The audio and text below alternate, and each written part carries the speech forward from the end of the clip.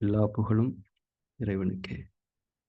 நம் அனைவர் மீதும் இறைவன் புறத்திலிருந்து அமைதியும், சமாதானமும் நிறைவாக உண்டாகட்டும்.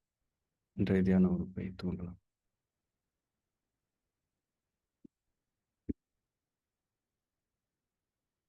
ஹோம் சிக் அப்படின்னு ஒரு வார்த்தை சொல்லுவாங்க. எல்லாருக்குமே தெரியும். நம்முடைய வீட்டை விட்டு பிரிந்து இருப்பதனால் நமக்கு வரக்கூடிய ஒரு துன்பம். நல்லா புரிஞ்சுக்கணும். நம்முடைய வீட்டை விட்டு நாம் பிரிந்திருப்பதனால் நமக்கு வரக்கூடிய துன்பம், நோய்கள் இதெல்லாமே ஹோம் சிக் அப்படின்னு சொல்லுவாங்க. இந்த உலகத்துல மனிதர்களாகிய நமக்கு சஃபரிங்ஸ், துன்பங்கள் இருந்துகிட்டே தான் இருக்கு. எல்லா துன்பங்களையுமே நாம ஒரு கேட்டகரியில அடக்கிடலாம் அப்படின்னா, அது இந்த ஹோம் சிக்ன்ற வார்த்தை தான். நாம் நம்முடைய உண்மையான வீட்டை விட்டு, நம்முடைய உண்மையான தொடர்பை விட்டு விலகி இருப்பதனால் வரக்கூடிய துன்பங்கள் தான் இந்த உலகத்தில் நமக்கு வரக்கூடிய எல்லா துன்பங்களின் அடிப்படையும் என்பதை நாம் புரிந்து கொள்ள வேண்டும். நமக்கு எல்லாருக்குமே என்ன இருக்குதுங்க? ஹோம் சிக் இருக்கு. ஆனா இந்த உலகத்துல நாம வாழ்ந்தாக வேண்டிய ஒரு தேவை இருக்கிறது. நம்முடைய படைப்பாளன் நம்மீது அதனை விதித்திருக்கின்றான். இந்த உலக வாழ்க்கை நம் மீது விதிக்கப்பட்டிருக்கு. இந்த உலக வாழ்க்கை நம் மீது விதிக்கப்பட்டிருக்கிறதுனா என்ன அர்த்தம்? இந்த உலகத்துல பல்வேறு மனிதர்களோடு, பல்வேறு பொருள்களோடு, பல்வேறு தன்மைகளோடு தொடர்புகளை ஏற்படுத்தி கொண்டு நாம் வாழ வேண்டும். இந்த தொடர்புகளை ஏற்படுத்திக்கிட்டாலே சஃபரிங்ஸ் இருக்கும். அது மனிதர்களோட நீங்க தொடர்பு ஏற்படுத்திக்கிட்டீங்கன்னா சஃபரிங்ஸை தவிர்க்கவே முடியாது. அதனாலதான் மனம் 2யே எல்லாத்துக்கும் பிளேம் பண்றோம். ஏன்னா அது இந்த உலகத்துல தொடர்புகளை ஏற்படுத்தி கொண்டு வாழக்கூடிய அத்தாரிட்டி அதுதானே. உலகம் சார்ந்த பதிவுகள் எல்லாம் எங்க இருக்குது? மனதின் ஒரு தன்மையாக இருக்கக்கூடிய மனம் 2ல் இருக்கிறது. அதனாலதான் எல்லா துன்பங்களுக்கு காரணம் மனம் 2ன்னு சொல்லி அதுக்கு ஒரு ஃபார்மை கண்டுபிடிச்சு அதெல்லாம் கிளீன் பண்ணிக்கிட்டு இருக்கோம். என்ன கிளீன் பண்ணாலும் ஏதாவது ஒரு சஃபரிங் இருக்கத்தான் செய்யும். ஏன்னா தொடர்பினுடைய விளைவு சஃபரிங். அழகான ஒரு திருக்குறள் இருக்கும். யாதனின் யாதனின் நோதல், யாதனின் யாதனின் நீங்கியான் நோதல் அதனின் அதனின் இலர். எனக்கு ரொம்ப நாளா ஞாபகம் இல்லை, கரெக்டான்னு தெரியல. யாதனின் யாதனின் நீங்கியான் நோதல் அதனின் அதனின் இலர். அது என்ன அர்த்தம்னா, எந்தெந்த பொருள்கள்ல இருந்து நீ பற்றுகளை விட்டு விலகிடுறையோ அந்தந்த பொருள்களால உனக்கு துன்பம் இல்லை அப்படிங்கிறதா இந்த திருக்குறளுடைய அர்த்தம். ஆனா நாம இந்த உலகத்துல அப்படி இருக்க முடியுமா அப்படின்னா இருக்க முடியும். பற்று அப்படிங்கிறது என்னன்னா அப்படியே பின்னி பிணைஞ்சு கட்டி பிடிச்சுக்கிறது. ஹாய் ஹலோவோட நிப்பாட்டினீங்கன்னா எந்த துன்பமும் கிடையாது. நீங்க பின்னி பிணைஞ்சு கட்டி பிடிச்சுக்கிறதுனாலதான் பிரச்சனையே. அதனாலதான் ஃப்ரெண்ட்ஸ் மத்தியில எந்த பிரச்சனையும் இருக்காது. பிரச்சனைகள்லாம் எங்க? குடும்பத்துல. ஃப்ரெண்ட்ஸ் கூட ஏதாவது பிரச்சனை இருக்குதா? அவங்களால எந்த பிரச்சனையும் கிடையாது. சொல்ல போனா அவங்க தான் நமக்கு ரிலீஃபே. ஏன்னா தொடர்பு குறைய குறைய, பற்று குறைய குறைய துன்பம் குறையும். ஃப்ரெண்ட்ஸ் கூட இருக்கிறது ஒரு தொடர்பு தான், அதனால துன்பம் இருக்குது.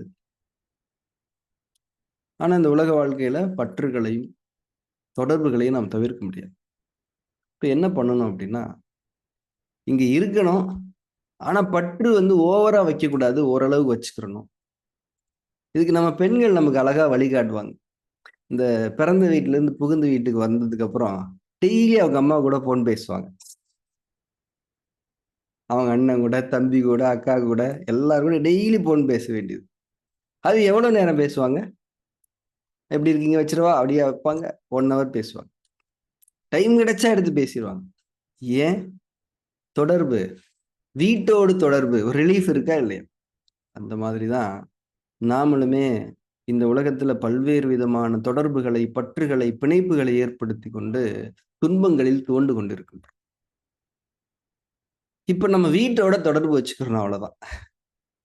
வச்சுக்கிட்டோம்னா கண்டிப்பா நமக்கு ஒரு ரிலீஃப் இருக்கும். நம்ம வீடுங்கிறது என்ன? நம்முடைய மூலம். நம்முடைய மூலம் என்பது என்ன? நம்முடைய இறைவன். நம்முடைய இறைவனோடு நாம் எந்த அளவுக்கு தொடர்பை பேணுகிறோமோ, அந்த அளவுக்கு இந்த உலகத்தின் மீதான பிணைப்புகளில் நமக்கு ஒரு சமநிலை இருக்கும். ஓவரா பின்னி பிணைஞ்சிற மாட்டோம். ஓவரா பற்று ஏற்படாது.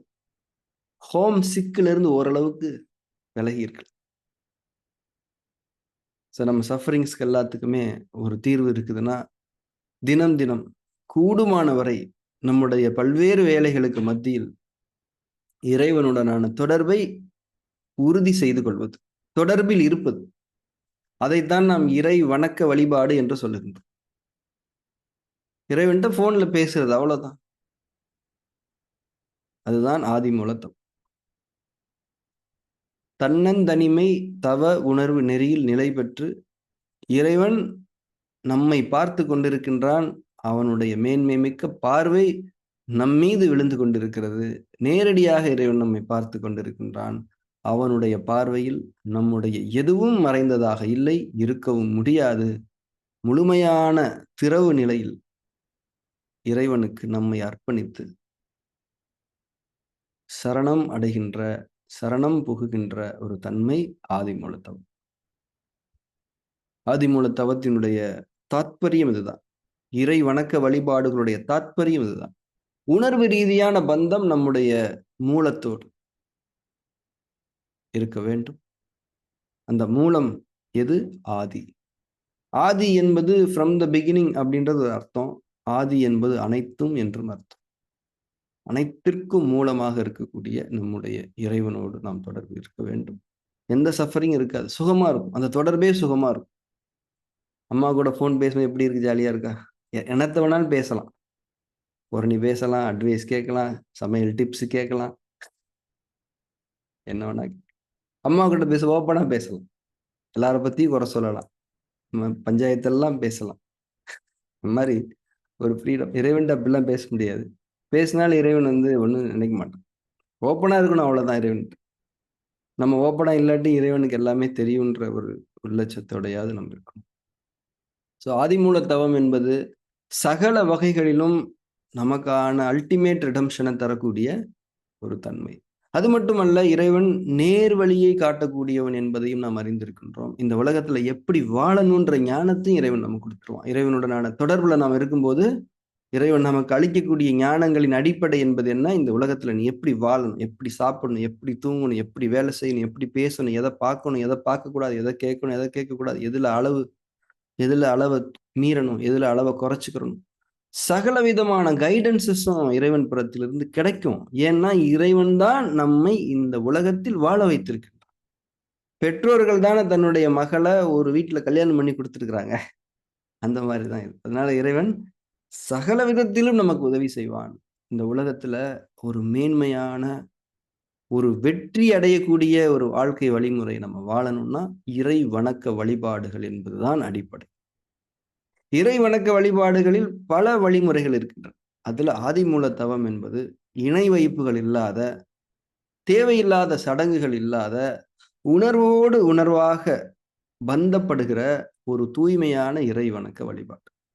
இது மேன்மையானது சொல்ல வரல. இது இன்னும் கூட கொஞ்சம் தூய்மையானதா இருக்குது.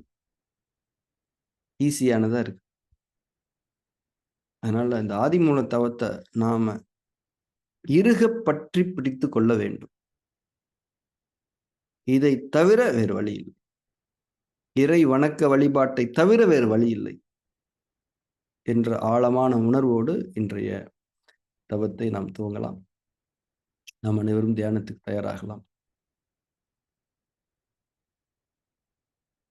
சுகமான ஒரு இருக்கை நிலையில் நம்மை அமர்த்திக் கொள்வோம். ரொம்ப கம்ஃபர்டபுளா உட்காந்துக்கும். உடல் அளவுல முதல்ல சுகம் இருக்கணும். எந்த ஃபார்மாலிட்டிஸும் கிடையாது. ஆனா இறைவன் முன்னால உட்கார்றோன்ற அந்த உணர்வு ஒரு விதமான ஒழுக்கத்தை கொண்டு வந்துரும். நம்ம அப்படியெல்லாம் ஒன்றும் அநாகரிகமா உட்காந்துட மாட்டோம். எப்படி வேணா உட்காந்துடலாம் அப்படின்னு சொல்லும்போது நம்ம அப்படி உட்கார மாட்டோம். ஏன்னா அந்த உடல் இருக்கை நிலையிலே கூட நமக்கு ஒரு ஒழுங்கு வரும். இறைவன் நம்மை பார்க்கின்றான் என்ற அந்த உணர்வில் நாம் இருக்கும்போது, உடல் இயல்பாகவே அதனுடைய கண்ணிய நிலையில் தன்னை இருத்திக் கொள்ளும். நாம் அனைவரும் தியானம் தொடங்கலாம். ஆதிமூல தவத்துக்கான அடிப்படை தன்னந்தனிமை தவ உணர்வு நெறி. இந்த உலகத்தில் என்னைத் தவிர வேறு எந்த மனிதனும் இல்லை. நான் மட்டும் தன்னந்தனியாக இருந்து கொண்டிருக்கின்றேன் என்ற உணர்வில் நிலை பெறக்கூடிய ஒரு தன்மையில் நாம் இருப்போம். தவம் இயற்றுவோம்.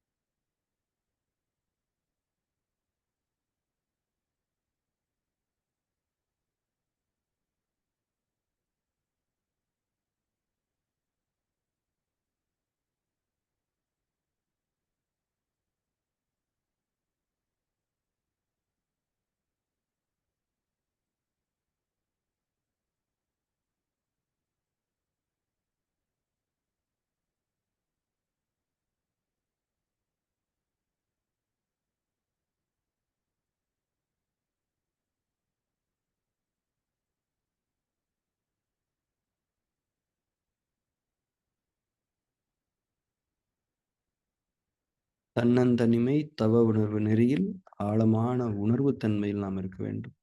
இந்த உலகத்தில் என்னைத் தவிர எந்த மனிதனும் இல்லை.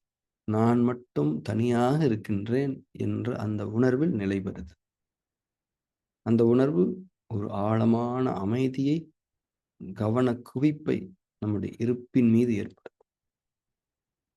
சுகமான ஒரு நிலையில் நாம் தவம் இயற்றுவோம்.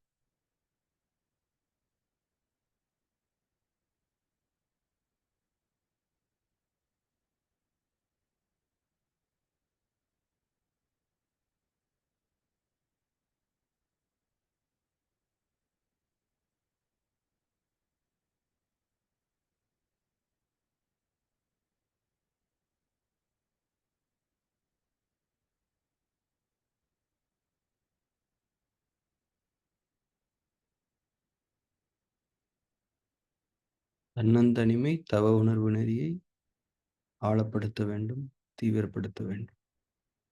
நம்முடைய கணவன் இல்லை, மனைவி இல்லை, அம்மா இல்லை, அப்பா இல்லை, பிள்ளைகள் இல்லை, சகோதரர்கள் இல்லை, யாரும் இல்லை.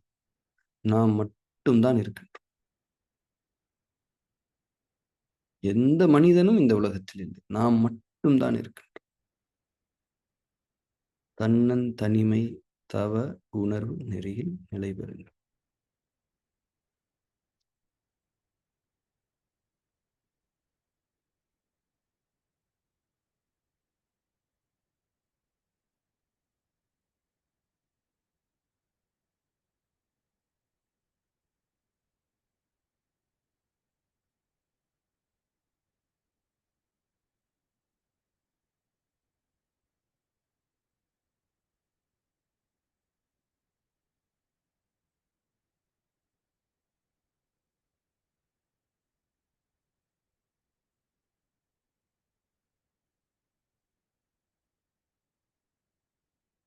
இப்போது நாம் ஆதிமூலத் தவம் தொடங்க இருக்கின்றோம். தன்னந்தனிமை தவ உணர்வு நெறியில் நிலை பெற்ற நிலையில் இறைவனுடைய பார்வை நம் மீது இருக்கிறது என்ற உணர்வை மேற்கொள்ளுங்கள். நம் முன்னால் இறைவன் இருக்கின்றான். நம்மை அவன் நேரடியாக பார்த்துக் கொண்டிருக்கின்றான். அவன் முன்னால் நாம் அமர்ந்திருக்கின்றோம் என்று அந்த உணர்வு. இறைவனுடைய பார்வை நம்மீது பிரத்தியேகமாக முழுமையான தன்மையில் நம்மீது பாய்ந்து கொண்டிருக்கிறது. அந்த பார்வையில் எதுவும் மறைந்திருக்க முடியாது.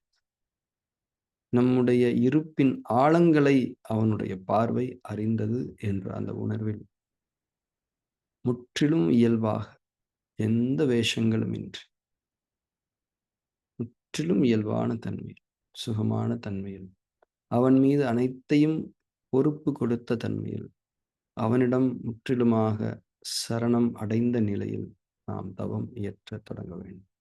ஆதிமூல தவம். இந்த உணர்வில் உறுதியாக.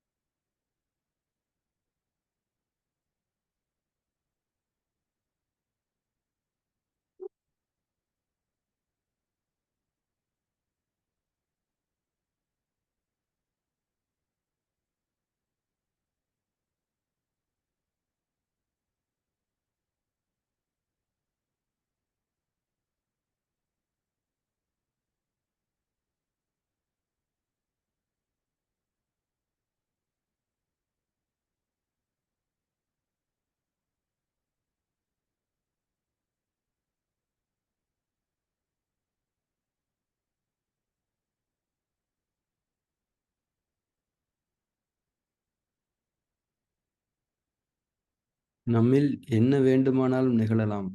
நம்முடைய மனதில், நம்முடைய உடலில்.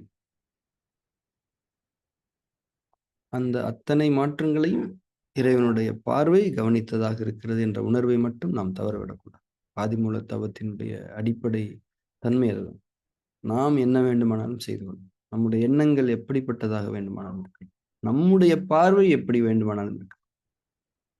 அதனை இறைவனுடைய பார்வை உள்ளடக்கியதாக இருக்கிறது என்பதுதான் ஆதிமூல தவ அடிப்படை.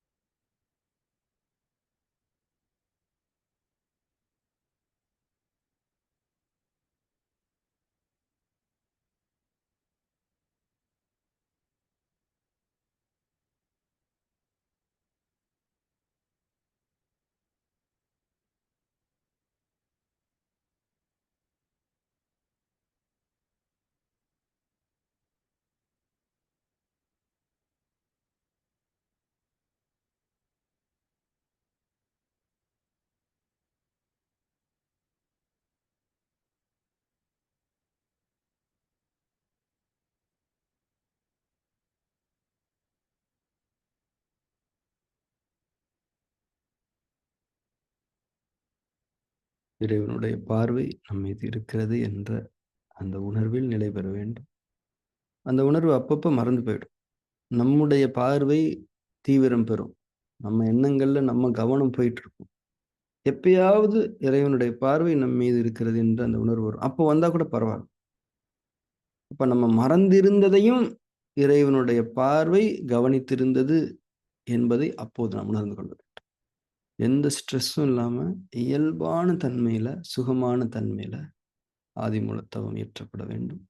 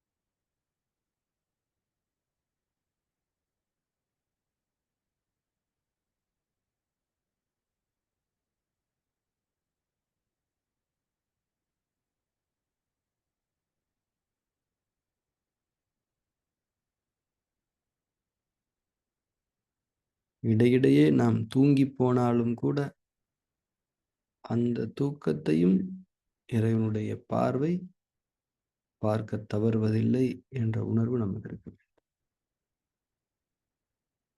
இறைவனை சிறு தூக்கமோ, ஆழ்ந்த தூக்கமோ பீடிக்காது. தூக்கம் நமக்கு மட்டும் தான்.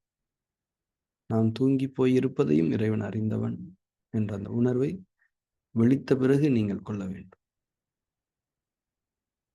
ஆதிமூலத் தவம். நம்முடைய கவனம் உலகத்தின் பிணைப்பின் விளைவு. எந்த அளவுக்கு நம்முடைய கவனம் இந்த உலகத்தின் தன்மைகள் தீவிரமாக இருக்கிறதோ இருக்கட்டும். அந்த கவனத்தை இறைவனுடைய பார்வை கவனிக்கிறது என்ற அந்த உணர்வை மட்டும் தவறவிட வேண்டும். அவ்வப்போது அது ஏற்பட்டாலும் சரி. தொடர்ந்து தவத்தில் நிலைத்திருக்கலாம். இன்னும் சில நிமிடங்கள்.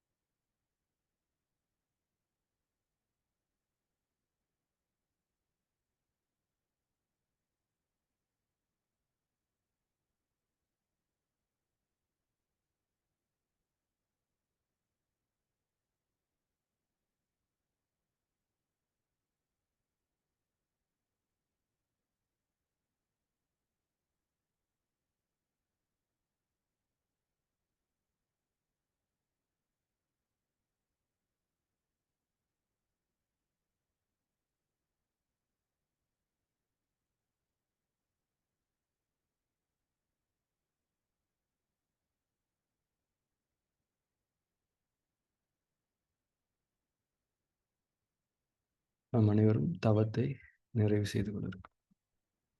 கண்களை திறந்து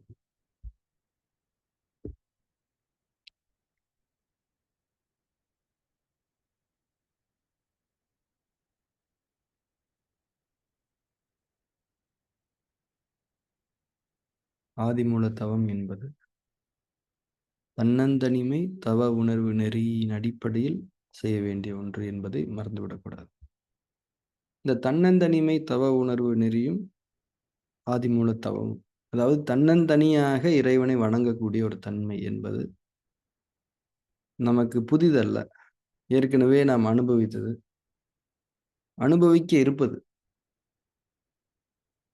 ஒரு மரண வீடுகளுக்கு நீங்க போனீங்கன்னா, அங்க தன்னந்தனியா தான் அவர் இருப்பார். சுத்தி எல்லாரும் இருந்தாலும் அவர் தனியா தான் இருப்பார். இந்த உலகத்தில் பிறப்பதற்கு முன்னாலும் நாம் தனியாகத்தான் இருந்தோம். தன்னந்தனியாக இருந்தோம். ஏற்கனவே நாம் சொல்லியிருக்கின்றோம். தனிமை என்பது இறைவனோடு இருப்பது. தனிமை என்பதனுடைய அர்த்தமே இறைவனோடு இருப்பது. நீங்கள் தன்னந்தனியாக இறைவனோடு இருப்பது. இதுதான் தனிமை.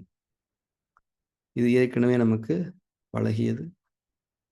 இனிமேல் நமக்கு அனுபவமாக வர இருப்பது. இந்த உலக வாழ்க்கையில் அந்த அனுபவம் நமக்கு இருக்கும்போது, இந்த உலக வாழ்வினுடைய நெறி நமக்கு வசப்படும். முக்கியமாக இந்த உலகத்தின் பொருள் தன்மையின் அடிப்படையில், மனித உறவுகளின் அடிப்படையில் ஒரு ஒழுங்கு ஏற்படும். ஒரு சமநிலை ஏற்படும். அவர்களோடு நல்ல முறையில் தொடர்பை ஏற்படுத்திக் கொள்வதற்கான பக்குவம் இறைவன் புறத்திலிருந்து ஞானங்களாக நமக்கு வழங்கப்படும். ஒவ்வொரு விஷயத்தை பத்தியுமே ஒரு தெளிவு கிடைக்கும்.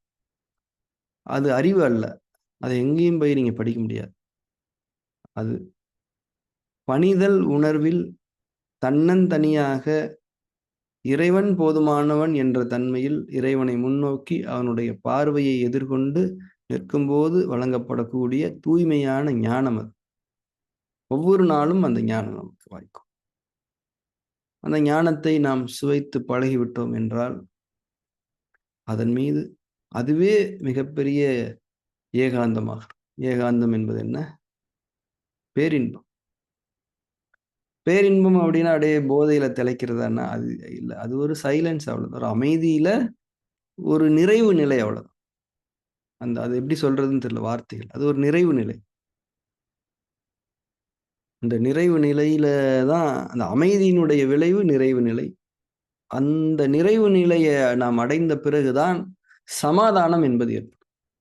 சமாதானம் என்பது இந்த உலகத்தோடு, உலகத்தின் அடிப்படையிலான தொடர்புகளோடு நமக்கு ஏற்படுவது தான் சமாதானம். நமக்குள் ஏற்படுவது அமைதி. நமக்குள் அமைதி ஏற்பட வேண்டும் என்றால், இறை ஞானங்கள் நமக்கு தேவை. இறை ஞானங்கள் இல்லாமல் நமக்கு அமைதி ஏற்பட முடியாது. ஏன்னா, நமக்கு நெறைய கொஸ்டின்ஸ், நெறைய கமிட்மெண்ட்ஸ், நெறைய கம்யூனிகேஷன்ஸ் இந்த உலகத்துல பண்ண வேண்டியது. அதுல எங்கேயாவது ஸ்ட்ரகிள் ஆனோம்னா கூட நமக்கு அமைதி போயிடும். அதனால ஒவ்வொரு நாளுமே நமக்கு அந்த இறைவன் புறத்திலிருந்து ஞானங்கள் அவசியம். இறை வணக்க வழிபாடுகளை கொண்டுதான் அது நமக்கு கிடைக்கும். தன்னந்தனிமை தவ உணர்வு நெறிய ஆழமா விளங்கிக்கணும். ஆதிமூல தவத்தினுடைய அடிப்படைகள ஆழமா தொடர்ந்து நாம் தவம் இயற்றுவோம். இன்றைய வகுப்பை நாம் நிறைவு செய்து கொள்வோம். நாளை தியான வகுப்பில் சந்திக்கலாம். Thank you very much. Have a good day.